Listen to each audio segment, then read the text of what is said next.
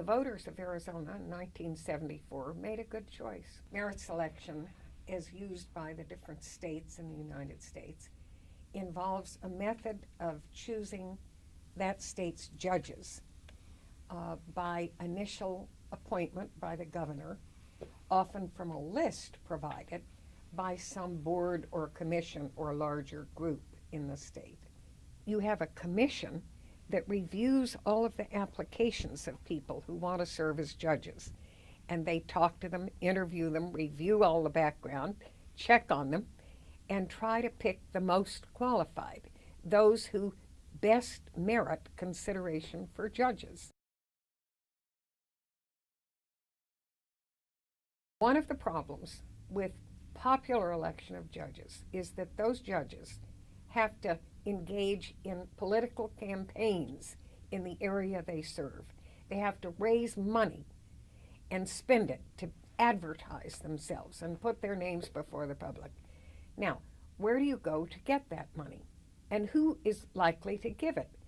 We've seen from experience in the states that have elections, it comes from the lawyers who are most likely to appear before the judge. They put up money. And also clients of those lawyers who think they have a case that is likely to go to that judge, and they provide money. It's hugely embarrassing to have that kind of a system for judges who are supposed to be fair, impartial, and to decide things without some pre-existing reason to vote one way or another. You just can't have a fair and impartial system if you have cash in the courtrooms.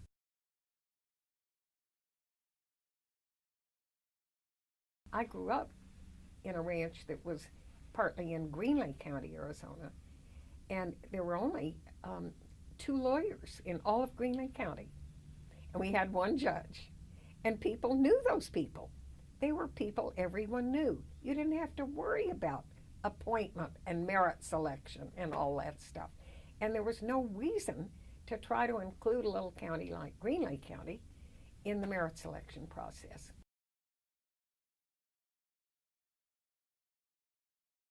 We preserve the right of the people to vote whether to keep the judges that are carefully selected as being the most qualified, and the people ultimately get to decide, should we keep that judge or not? And Arizona has done a very good thing because Arizona keeps a record of the performance of all of our judges. We know whether they're up to date on their cases. We know how many times they've been reversed on appeal.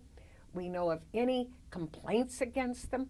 We ask every lawyer and witness and person who enters the courtroom to fill out forms telling us how the judge behaves in the courtroom. Are they polite?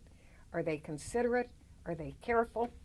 It's a very good system, and they're rated, and the voters have access to all of that information. Now that's remarkable. In an election system, popular elections, you don't have that. It's not there.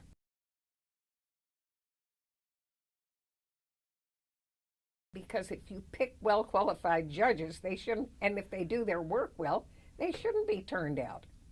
That's exactly how it ought to work.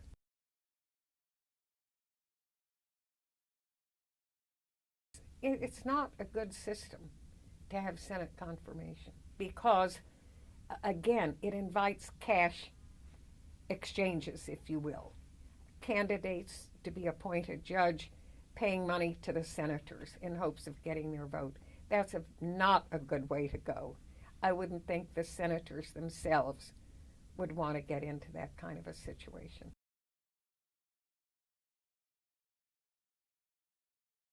The system we've adopted in Arizona has worked remarkably well. For one reason, we have a broadly based group of commissioners who consider applicants and make that decision. They've been well qualified themselves and have done a very hardworking, good job to pick. In the commission that recommends names to the governor, we have a minority of lawyers, not a majority, as some states do. Lawyers are well able to express views on the qualifications of the judges because lawyers are more apt to know the judges and how they work. But it's good, I think, not to have it dominated by lawyers. So Arizona's done a lot of things extremely well in designing its system.